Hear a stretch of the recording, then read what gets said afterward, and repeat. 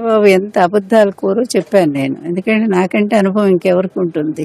First నుంచి కూడా ఇతను అబద్ధాల్లోనే పుట్టాడు, అబద్ధాల్లోనే పెరిగాడు, ఇప్పుడు అబద్ధాల్లోనే జీవిస్తున్నాడు, అబద్ధాల్లోనే పోతాడు. ఇక అతని లైఫే అట్లా అయిపోయింది. ఇంత వయసు వచ్చినా కూడా ఏమాత్రం కూడా మార్చుకోడు. చూసినాం కదా అతనంటే ఇక అతని కొడుకును కూడా అదే అబద్ధాల కోరుగా తయారు చేశాడు. ఫర్ ఎగ్జాంపుల్ చెప్పాను నిన్న సింగపూర్ది ఎట్లాగనేది. వాళ్ళు గవర్నమెంట్ ఇతని అవినీతి, ఇతని ఫ్రెండ్ అయినటువంటి ఈశ్వరన్ వాళ్ళు ఆల్రెడీ అవినీతి పరుడని అరెస్ట్ చేసి జైల్లో పెట్టారు. ఇప్పుడు మళ్ళా అప్పుడు కూడా అమరావతి పేరుతో పెద్ద డ్రామా, లక్షల కోట్లకి ఇతను పెట్టాడు. ఆ లక్షల కోట్లు సంపాదించి ఆ ఫ్రెండ్తో కలిసి ఇద్దరు సింగపూర్లో ఏదో పెద్ద చేసుకోవాలనుకున్నారు. అమాయకులైనటువంటి అమరావతి రైతులను మోసం చేసి 50,000 ఎకరాలు గాజేశారు. చేసి మొత్తం సింగపూర్ ఏమి పైసా పెట్టకుండా మొత్తం గవర్నమెంటే పెట్టేట్టు. ఇది ఎంత దారుణమైన విషయం. జగన్మోహన్ రెడ్డి గారు వచ్చాక దాన్ని క్యాన్సిల్ చేశారు. చేశాక ఇప్పుడు మళ్ళీ ఓ పెద్ద డ్రామా మొదలు పెట్టాడు. మళ్ళీ సింగపూర్ గవర్నమెంట్ ఏదో పెద్ద ఒప్పందం చేసుకుంటున్నట్టు. నిన్న లోకేష్ అబద్ధాలు మనం విన్నాం కదా, ఉదయం నుంచి సాయంత్రం దాకా అంటే మీటింగ్లు అంట, మీటింగ్లు. ఏమైంది మీటింగ్లు? ఆ గవర్నమెంట్ పొమ్మంది. చెప్పాలంటే ఈడ్చిపెట్టి తన్నిందని చెప్పాలా, నెట్టేసింది. నీ అవినీతి గవర్నమెంట్తో మేము ఇన్వాల్వ్ కాలేము దాంట్లో అమరావతి రాజధాని విషయంలో అని చెప్పి, దాంతో ఇతని అవినీతి ఏంటో కూడా బట్టబయలైపోయింది. అందువల్ల లోకేష్ కూడా ఎంత పెద్ద అబద్ధాలు గురు. మళ్ళీ మురళీకృష్ణ అని ఓ పేరు తీసుకొచ్చి ఆ మురళీకృష్ణ అనేవాడు లెటర్ రాస్తే ఉంట.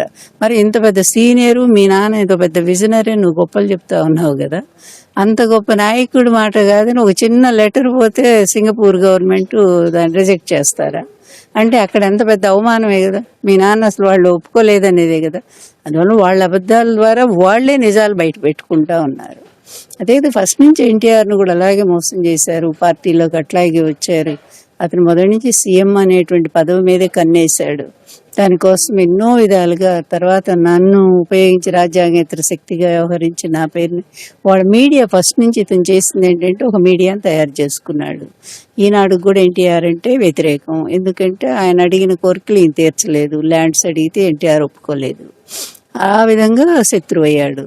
అందువల్ల వాళ్ళ చేతిలో కీలు బొమ్మ లాంటి చంద్రబాబును ఎక్కించడం కోసం ఎన్టీఆర్కి ద్రోహం చేశారు. ఇదే ఏబిఎన్ రాధాకృష్ణ ఫస్ట్లో. ఎందుకంటే మీడియా అనేటువంటి విలువలే సర్వనాశనం చేసిన వ్యక్తులు వీళ్ళు. గౌరవంగా ఈ మీడియా అనేదాన్ని, మీడియా అంటే అందరికీ సమానంగా ఉండాలా, అలాంటి మీడియాని ఒక పసుపు మయం చేసేసి చంద్రబాబు తొత్తుల్లాగా మారిపోయి వాళ్ళు ఇష్టం వచ్చినట్టు అబద్ధాలు ఉదయం లేచిన వరకు చంద్రబాబు ఎన్ని అబద్ధాలు చెప్తాడో అన్ని అబద్ధాలు వాళ్ళు కూడా ఉల్లవేస్తూనే ఉంటారు. కేసుల విషయం అంతే, లిక్కర్ కేసు అంతే.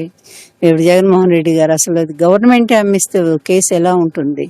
ఆ నిజానికి లిక్కర్ కేసు అతని మీద ఉంది. అతని మీద ఉన్నటువంటి కేసుని జగన్ మీదకు మరలించి ఈ విధంగా నాటకాలు ఆడుతూ రోజు రోజుకి సిట్టు దరిద్రంగా నిన్న దొరికిపోయారు. అక్కడెక్కడో డబ్బులు దొరికినాయని అవి కూడా దాని నంబర్లు తీయమంటే తీయట్లేదు. మళ్ళీ వాళ్ళు ఇంకో వెంకటేష్ నాయుడు పేరుని బయటికి తీసుకొచ్చారు. అతని దొరికి తీరా చూస్తే 2000 ఎప్పుడో రద్దు అయిపోయిన నోట్లు.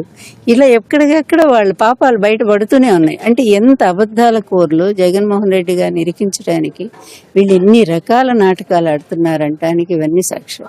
అందువల్లనే ప్రజలకి విజ్ఞప్తి చేసేదంటే, I request people, please don't believe these persons, don't allow next elections to this Chandrababu Naidu and his son. Same, ditto, father like he is telling lies, always he is to telling lies. These lies persons are any purpose to Andhra Pradesh? And well, if they are coming, how to Andhra Pradesh position, Andhra Pradesh future, please think about this. And well, the next elections remove from Andhra Pradesh politics these two persons, I request to people.